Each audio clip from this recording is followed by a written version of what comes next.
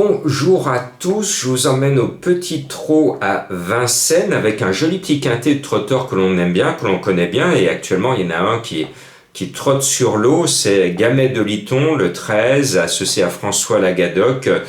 Il va tenter la passe de 3 victoires consécutives. S'il court comme la dernière fois, il va réaliser ce joli défi. Et puis le 5, Gaspard de Brion, si on oublie sa déconvenue en fin d'année 2022 où il était gros favori à égalité et distancé, eh bien si vous n'êtes pas rancunier, on le rejoue. Actuellement, il en a marre de prendre la tête, ça s'est vu la dernière fois, donc Mathieu Abrivard nous a promis d'être plus sage sur son sulky. Si tel est le cas, il peut assurer la deuxième place. Après, on va mettre un 9, oui, sur notre ticket, le 9 Galatéji, qui lui rêve de se qualifier pour le prix d'Amérique. Il a tenté sa chance l'année dernière, il n'a pas pu se qualifier pour l'édition 2023. Il va tenter la même chose dans les préparatoires du prochain prix d'Amérique. Donc je me dis, pour qu'un cheval ait une telle ambition, il doit au minimum avoir une chance de disputer l'arrivée de ce quintet beaucoup moins relevé qu'un prix d'Amérique. Le 3, eh ben, il peut faire sauter la banque. Al Capone Steka. Ces 2 dernières courses m'ont plu. On le sent sur la montante. Il est associé à un driver en réussite. On l'a vu heureux samedi dans le prix des Ducs de Normandie. Gabriele chez Lormini. Ce 3 me plaît beaucoup. Après, je vais mettre mon chouchou, je le mets tout le temps. Il me déçoit assez régulièrement, mais quand j'aime un cheval, je ne lâche jamais. C'est le 10 Marcello Wib qui est annoncé à 24 contre 1. Je vous l'accorde, il vous a déçu aussi, mais moi je persiste et je signe. Je suis obligé de le mettre parce que si je le mets pas qu'il est là, alors là ça va me faire passer un très très mauvais moment. Et puis je tente un petit coup aussi avec le 14 Dexter Château. Alors, est-ce qu'on va construire un château en Espagne avec lui, ou est-ce qu'on va vraiment construire de quoi s'acheter une vraie maison s'il est à l'arrivée et qu'il corse les rappeurs? Ce 14 Dexter Château, je le sens bien avec l'écurie Bijon. Et puis le 2, Héberton, c'est mon ami, notre ami Junior Guelpa. Je vous l'ai révélé cette semaine, la confirmation qu'une de mes fans est intervenue auprès de Junior en lui disant: Junior, il y a une pétition que Jean-Marc Roffa fait circuler sur internet depuis pas mal de temps, te demandant s'il te plaît d'arrêter de déclarer sur tous tes chevaux une pastille rouge, un emoji rouge à chacun de tes partants.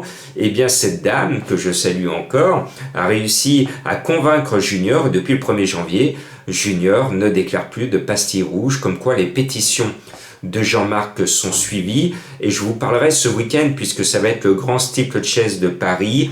Je vous rappellerai que j'ai une pétition en ligne pour sauver la vie de chevaux d'obstacle. On en reparlera ce week-end et j'ai besoin de toutes vos signatures. La première pétition a marché. J'espère que celle qui sauve les chevaux va marcher encore mieux. Ce numéro 2, Héberton, eh bien, il a couru ces derniers temps comme un cheval passé de forme parce qu'il était au top cet hiver, notamment sur la Côte d'Azur où il a répété les bonnes courses. Maintenant, c'est le cheval qui rapporte le plus d'argent à Junior, c'est son chouchou, c'est sa star, depuis qu'il n'a plus Bayakeno.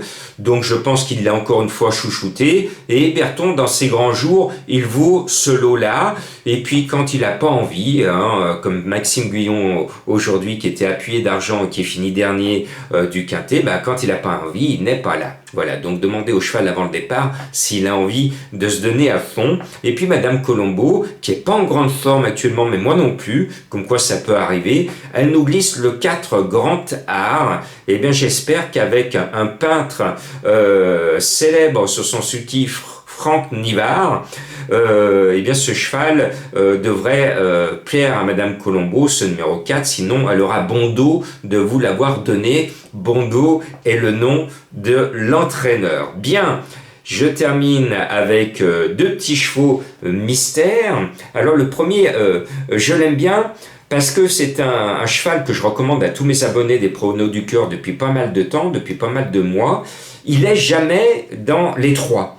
Mais il est pratiquement toujours dans les jeux de combinaison multi ou pique 5. Je suis fou de ce cheval qui est un personnage de Walt Disney, qui est bien copain, qui est bien pote avec Mickey. C'est un chien sauvage en même temps. Et je suis fan de ce cheval qui est souvent à très grosse cote, mais jamais dans les 3, toujours 4-5. Et quand il est 4-5, il est toujours à 80 ou 100 contre 1.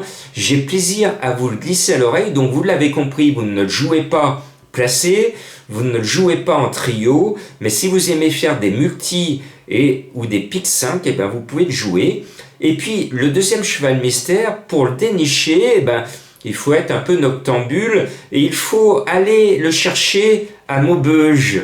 Et il faut espérer qu'il n'y ait pas de nuages comme en ce moment à Lyon. Allez le chercher à Maubeuge et revenez avec, vous m'en direz des nouvelles. Là aussi, ce n'est pas un coup sûr, mais je pense qu'il devrait rentrer dans les 4 premiers. À vous de percer ces 2 énigmes.